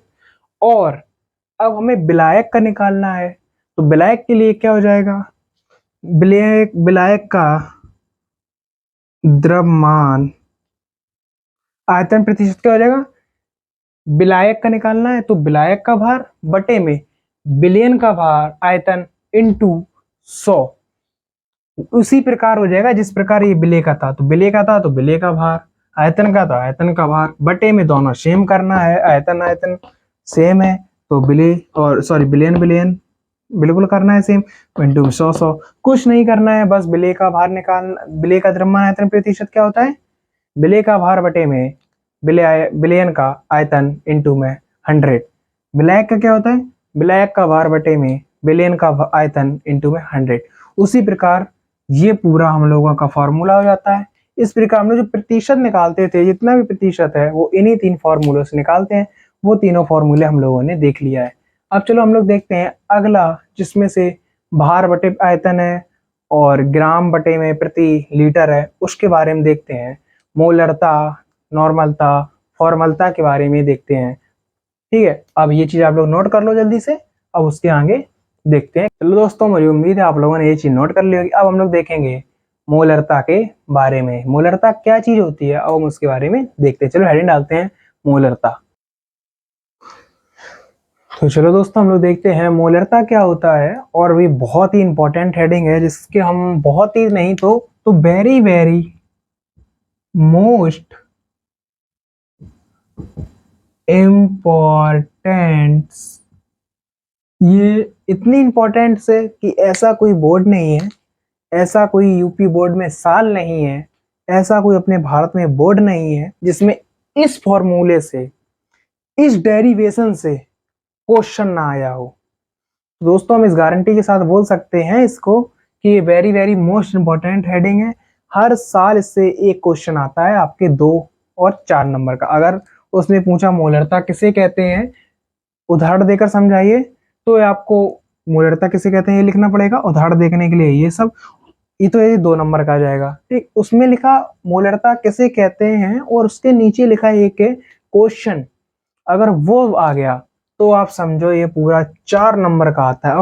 ये हो सकता है कि इस इतनी सी चीज को 4 नंबर में दे दें, हो सकता है कि पूरा एक न्यूमेरिकल भी दे दें, डेरिवेशन करने को भी दे दें, थ्योरी भी लिखने को दे दें, का पूरा ही 4 नंबर को दे दें। तो इसके कोई कह नहीं सकता है कि यूपी बोर्ड में ये कैसा आएगा। लेकिन हाँ, ये पक्का हम बोल सकते हैं कि यूपी बोर्ड में ये जरूर आता है।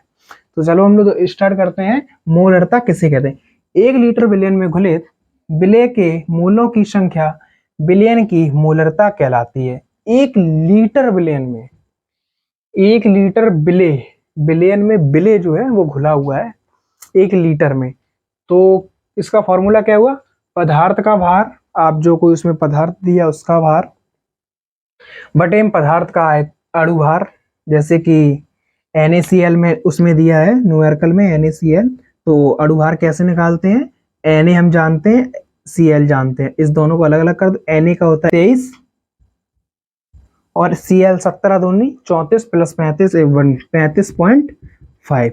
इसका टोटल निकालते हैं तो 58.5 आता है, ऐसी कुछ आता है। देखना जोड़ते हैं, 3 8, हाँ करेक्ट है, 58.5 ही आता है। तो ये आपका हो गया अणु भार। ऐसे अणु भार निकालते हैं, ठीक है। तो अब विलयन का आयतन, अब विलयन क्या है? आप जब 2 मिश्रण, 2 पदार्थ आपस में मिलेंगे तो विलयन बनेगा, तो उसका आयतन भी दिया जाएगा, तो उसका आयतन रखेंगे अपॉन में 1000। बहुत ही बड़ी संख्या है, 3 जीरो आ गई। तो बस यही है हमें कि इस वीडियो पे जल्दी से जल्दी 1000 लाइक हो जाए और जल्दी से जल्दी इस चैनल पे 1000 सब्सक्राइबर हो जाएं। बस और कुछ नहीं चाहिए, बस छोटा सा एम है, वो आप लोग मेरा पूरा कर दो। मुझे उम्मीद है आप लोग पूरा करोगे। तो चलो दोस्तों, अब बिना किसी देरी के हम इसका फॉर्मूला देखते हैं। हम लोग जानते हैं पहली गुणा चौथी और दूसरी गुणा तीसरी होती है, दूसरी गुणा तीसरी और पहली गुणा चौथी होती है। तो उसका हम क्रॉस करेंगे तो ये आता है एम बराबर, हाँ मोलरता को एम से नोट करते हैं, स्मॉल एम नहीं, कैपिटल एम से प्रदर्शित करते हैं मोलरता को। तो एम इक्वल टू डब्लू, चौथी यहां से आई 1000, पहला हो गया। दूसरा एम अणु भार अपॉन वी आयतन। तो आपका ये फॉर्मूला निकलता है, यही होता है आपका मोलरता। तो दोस्तों, आप लोग समझ गए होंगे मोलरता क्या होता है। इसको आपको याद करना पड़ेगा, डेफिनेशन को और फॉर्मूला को भी याद करना पड़ेगा, क्योंकि अगर आप ये फॉर्मूला याद नहीं करोगे, बोर्ड में नहीं लिखोगे, तो आप फिर बहुत टाइम वेस्ट करोगे। आपके फिंगर टिप्स पे फॉर्मूला होने चाहिए कि उसका क्या था। जैसे मोलरता का होता है W इंटू में 1000 अपॉन में m स्मॉल m। अब स्मॉल m क्या है, स्मॉल m बता चुके हैं, अणुभार है, तो आपके फिंगरों पे फॉर्मूला होना चाहिए। ठीक है दोस्तों, तो आप ये चीज नोट कर लो जल्दी से। फिर हम लोग पढ़ेंगे, एक चीज छूट रही है उसको पढ़ेंगे, ppm। ये क्या चीज होती है ppm, उसके बाद हम आगे बढ़ते हैं। ठीक है दोस्तों, उसको मैंने लिखवाया नहीं था चार्ट में, ppm को पढ़ेंगे पहले। बहुत इंपॉर्टेंट है ppm, भी बहुत इंपॉर्टेंट है, 2 नंबर में आता है ppm। ठीक है दोस्तों, चलो हेडिंग डालते हैं ppm। ये आपकी बहुत ही ज्यादा इंपॉर्टेंट है ppm। ये 10 लाख है, मतलब देख रहे हो कितना बड़ा है यार, 10 लाख मायने रखता है यार। 10 लाख, मेरे 10 लाख सब्सक्राइबर हो जाएं, बस आप लोगों को इतना पढ़ाऊंगा, इतना पढ़ाऊंगा, आप लोग कहेंगे ना यार क्या जहर है। तो दोस्तों आप देखते हैं ppm क्या होता है। बिलियन में 1 मिलियन, जैसा कि हम लोग जानते हैं 1 मिलियन में 10 लाख होते हैं, 100 के में 1 लाख होते हैं, और 10 मिलियन में 1 करोड़ होते हैं। तो 1 मिलियन 10 लाख ग्रामों में उपस्थित विलेय के ग्रामों की संख्या उसकी ppm में सांद्रता कहलाती है।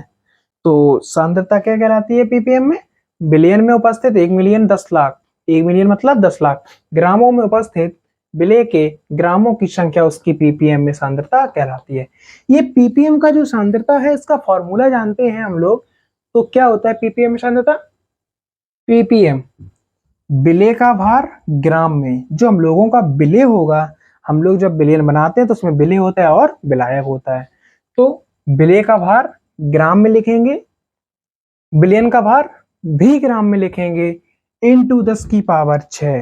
अब 10 की पावर 6 क्यों, क्योंकि जो 10 लाख होते हैं उसका जो अगर हम लोग सार्थक अंक मतलब लिखते हैं, कोटि में लिखते हैं, कोटि मान, जैसे कोई, जैसे कि ये चीज है, इतना लिखा है, बहुत सारी जैसे 10 जीरो लगी हैं, तो अब ये तो 10 जीरो हमने लगा दिए हैं, अब हमें कोटि मान में लिखना है। कोटि मान का मतलब होता है किसी के ऊपर बड़ी संख्या को छोटा करके किसी के ऊपर प्लस या माइनस में पावर को चढ़ा देना, पावर। अब जैसे कि यहाँ पे 10 थी ये जीरो, तो अब हमें इसे लिखना है तो कैसे लिखेंगे, 10 की पावर 10।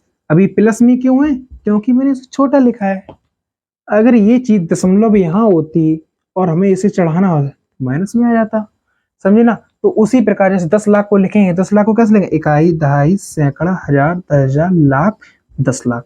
तो कितनी जीरो है, 3, 3 दूनी 6, तो क्या हुआ 10 की पावर 6। तो वही ये 10 लाख हैं आपके 10 की पावर 6। तो क्या हुआ फॉर्मूला पीपीएम में, ले का भार ग्राम में, मिलियन का भार ग्राम में, इंटू 10 की पावर 6। जब इस चीज को आप ये बिले और बिलियन का भार रख के इंटू 10 की पावर 6 करके आप इसका जब आउटपुट निकालोगे तो आउटपुट होगा आपका पीपीएम में सांद्रता। सभी दोस्तों, आप उम्मीद है आप लोगों को ये चीज बिल्कुल अच्छे से समझ में आ गई होगी। अब हम लोग पढ़ेंगे मोललता। ये मोललता क्या होता है उसके बारे में पढ़ते हैं। चलो दोस्तों हेडिंग डालते हैं मोललता। आप लोग इस चीज को जल्दी से नोट कर लो, आपको इस चीज को नोट नहीं करना है दोस्तों, यार सब कुछ बेस से बताना पड़ता है, इसलिए बोलते हैं प्लीज वीडियो को लाइक करो और चैनल को सब्सक्राइब करो, जिससे कि ऐसा भी स्टूडेंट हो जिसका बेस बहुत ही मजबूत ना हो, तो वो भी इस चैनल से, इस वीडियो से उसका लाभ उठा पाए। तो चलो दोस्तों इसको नोट करते हैं। अब हेडिंग डालते हैं मोललता। ये क्या चीज होती है मोललता, हेडिंग डालते हैं फिर उसके बाद समझते हैं मोललता क्या होता है। तो देखते हैं मोललता क्या होता है दोस्तों। अभी हमने इतनी सारी डेफिनेशन को पढ़ा, इतने सारे फॉर्मूला पढ़ा, मुझे उम्मीद है आप लोग सब लोग नोट कर रहे हो, क्योंकि आगे आने वाले समय में कुछ ही दिनों बाद ये सभी आपके बहुत ही इंपॉर्टेंट होंगे बोर्ड के लिए, और फ्यूचर में एडवांस नीट और जितने भी कंपटीशन है इन सभी के लिए, जितने भी कंपटीशन है इन सभी के लिए बहुत ही इंपॉर्टेंट होंगे। अब हम लोग देखेंगे मोलरता किसे कहते हैं। मोललता, मोलरता को मैंने पढ़ लिया, अब हम पढ़ेंगे मोललता। मोललता, 1 केजी बिलियन में घुले विलेय के मोलों की संख्या बिलियन की मोललता कहलाती है। मतलब 1 केजी, उसमें क्या था 1 लीटर, अब इसमें क्या है 1 kg, तो मैंने यही तो बोला आप लोगों को इन यूनिटों के बारे में ध्यान रखना है। अगर आपने एक यूनिट भी गलत कर दी तो आपका पूरा डेफिनेशन गलत हो जाएगा, पूरा फॉर्मूला गलत हो जाएगा, आने वाला आउटपुट आपका वो भी पूरा खराब हो जाएगा, पूरा गलत हो जाएगा। तो दोस्तों 1 kg है, तो अब इसकी मोललता क्या निकालेंगे, डेफिनेशन को आपने पढ़ लिया है और लिख भी ले क्योंकि आपका बहुत ही इंपॉर्टेंट है। तो पदार्थ का भार W, पदार्थ का अणुभार, जैसे कि हमने अभी अणुभार लेना बता दिया है, चलो एक चीज का और अणुभार लेके बताते हैं। जैसे मैंने लेना H2O का, अभी मैं छोटे छोटे अणुभार ले रहा हूँ क्योंकि अभी बेस मजबूत करना है, इसलिए छोटे छोटे अणुभार ले रहा हूँ। जब मेरा बेस एकदम कंप्लीट हो जाएगा, एकदम ग्रेनाइट जैसा हो जाएगा, एकदम कड़क, एकदम कठोर धातु जैसा हमारा बेस हो जाएगा, तब हम लोग लेंगे बड़े बड़े फॉर्मूले के। ठीक है दोस्तों, तो अभी हम लेंगे H2 को। H का हम जानते हैं 1 होता है, तो 1 इंटू 2, क्यों 2 कैसे, 2H है तो 2। ऑक्सीजन का 8 दूनी 16 होता है, मतलब 8 नीचे ऑक्सीजन का 8 नीचे 16 ये, तो ये लिया जाता है अणुभार के लिए। तो 16 plus 16 equal to 2 plus 16 equal to 18। तो इसका जो अणुभार है वो आपका निकलेगा 18। तो इसी प्रकार अणुभार लिया जाता है। तो अणुभार ले लिया मैंने, फिर विलायक का भार। अब विलायक, अब मैंने बता दिया है विलायक क्या होता है, तो वही होता है विलायक का भार, वही होता है विलायक का भार जिसे हम बोलते थे A। तो विलायक का भार ले लिया इंटू अपॉन में 1000, 1000 करते हैं।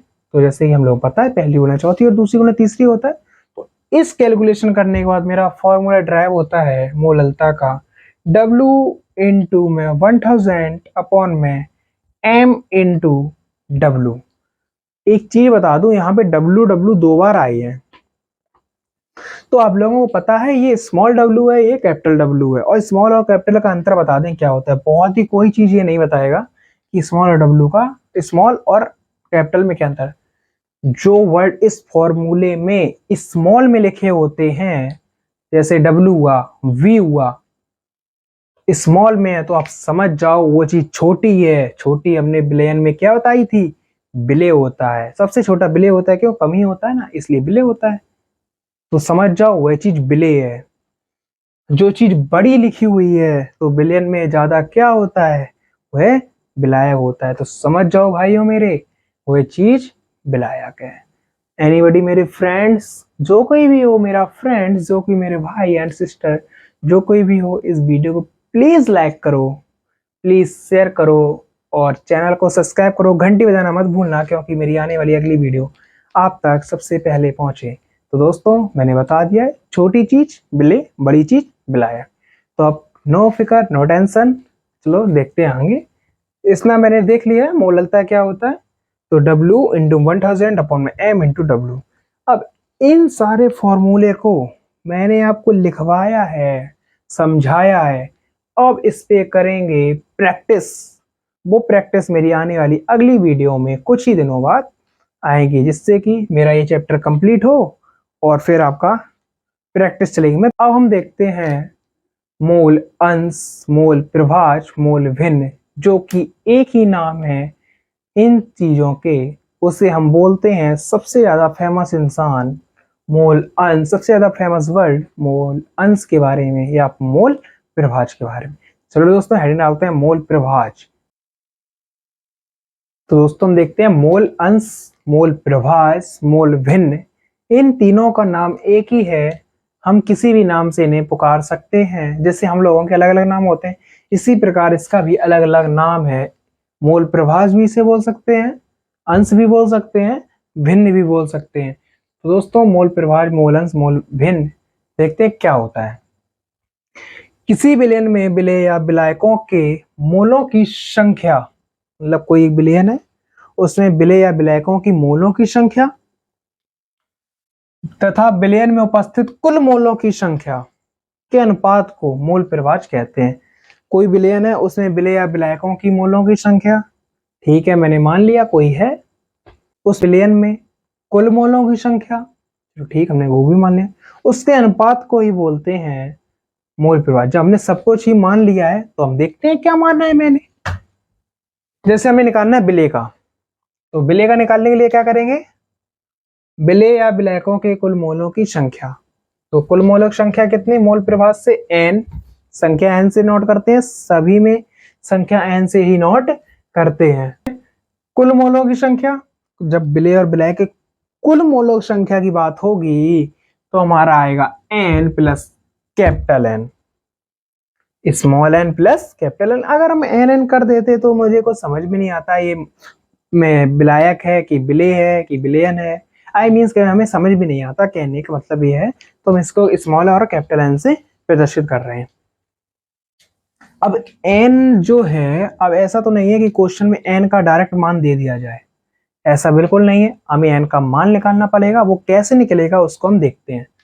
जो हमारा n होता है वो कैसे निकलता है, स्मॉल n है, मैंने क्या बताया, जितने भी छोटे वर्ड हैं उन सभी का मान छोटा है। जैसे स्मॉल n है, स्मॉल n है, जैसे w है, स्मॉल w है और स्मॉल m है। तो जो छोटा है w, उसे मैंने क्या कहा था कि जो चीज बिलियन में छोटी होती है उसे बोलते हैं विलेय। छोटे मतलब जिससे मेरे को कोई रुपए मेरे को कम मिला तो मैं छोटा हो गया, मुझे ज्ञान थोड़ा कम है, मैं छोटा हो गया ज्ञान से। तो उसी प्रकार अब इसमें ज्ञान की बात तो हो नहीं रही है, इसमें हो रही है मोलों की संख्या की बात, मोलों के भार की बात, मोलों के द्रव्यमान की बात, आई मीन्स केमिस्ट्री की बात। तो जो W है स्मॉल w, तो क्या हो जाएगा भार, यहाँ W भार से प्रदर्शित करते हैं। तो जो W है स्मॉल w, तो वो किसका होगा, विलेय का, क्यों, स्मॉल है, छोटा है। और जो स्मॉल m है वो होगा अणुभार, वो किसका होगा, विलेय का होगा, क्यों, छोटा है। तो स्मॉल n ऐसे निकालेंगे, W बटे में स्मॉल, ठीक है। अब कैपिटल N की बात हुई, कैपिटल N दूर से दिख रहा है बड़ा N, n तो एक ही है ना, ये दो एक ही है। अब स्मॉल n मैंने कर लिया। अब कैपिटल N की बात हुई, जो चीज बड़ी है वो एक किसकी है, वो है विलायक की, मतलब जो बड़ा चीज है वो विलायक का है। तो स्मॉल w की जगह क्या हो जाएगा, कैपिटल W स्मॉल m में, और कैपिटल M, वही चीज लिखा है ना, बस किसका फर्क है, स्मॉल में विलेय, कैपिटल में विलायक। अब इसका मान रख देते हैं n by small n by small n plus capital N। जब हम इसका मान रख देंगे तो हमें ये चीज प्राप्त, इसे बोलते हैं मोल प्रभाज, मोल अंश, मोल भिन्न। अगर आप लोग ऐसे ना लिख पाओ तो सीधा लिख सकते हो कि मोल प्रभाज बराबर small w by small m by small w by small m plus capital W by capital M। ये तो हो गया तुम्हारा विलेय का, विलेय। अब आया मेरे पास विलायक, तो विलायक का क्या होगा, capital N by capital N plus small n, तो इसका ही मान रख देते हैं। तो मेरे को ये चीज आती है प्रूव करके। तो दोस्तों ये मेरा रहा मोल प्रभाज, मोलन। जहां पे समझ में नहीं आया है प्लीज एक बार वीडियो को दोबारा देख लेना, अगर तब भी नहीं आती है तो प्लीज कॉल कर सकते हो, लेकिन डायरेक्टली कॉल नहीं करना है, क्योंकि जब तक 2 बार वीडियो ना देख लो, जब 2 बार वीडियो देख लो तब भी नहीं आ रहा है तो आप डायरेक्टली कॉल कर सकते हो, भाई मेरे को समझ में नहीं आ रहा है और यहाँ पे मेरे को तकलीफ हो रही है, आप बता दीजिए प्लीज, तो मैं बताऊंगा, पक्का बताऊंगा। आप कितने बजे कॉल कर सकते हो, सुबह 6 बजे से लेके शाम को 12 बजे तक, अगले दिन तक, एनीबडी किसी भी टाइम कर लो, मैं बताने के लिए रेडी हूँ। एनी बड़ी टाइम किसी भी कर लो, बट पूछना इतना कि मुझे आपने ये पढ़ाया था, मेरे को ये चीज़ समझ में नहीं आई है, भैया जी बता दो मेरे को, मैं बता दूंगा, पक्का मेरे ऊपर ट्रस्ट रखो। तो चलो दोस्तों, मैंने ये चीज़ सीख लिया है। दोस्तों आज की वीडियो में यहीं पे समाप्त करते हैं, ये मेरा रहेगा लेक्चर नंबर 1। अब लेक्चर नंबर आएगा आपका 2, वो हम देखेंगे राउल्ट का नियम, आदर्श विलयन, non ideal solution, ideal solution, Berkeley विधि, ये सब विधियों को देखेंगे।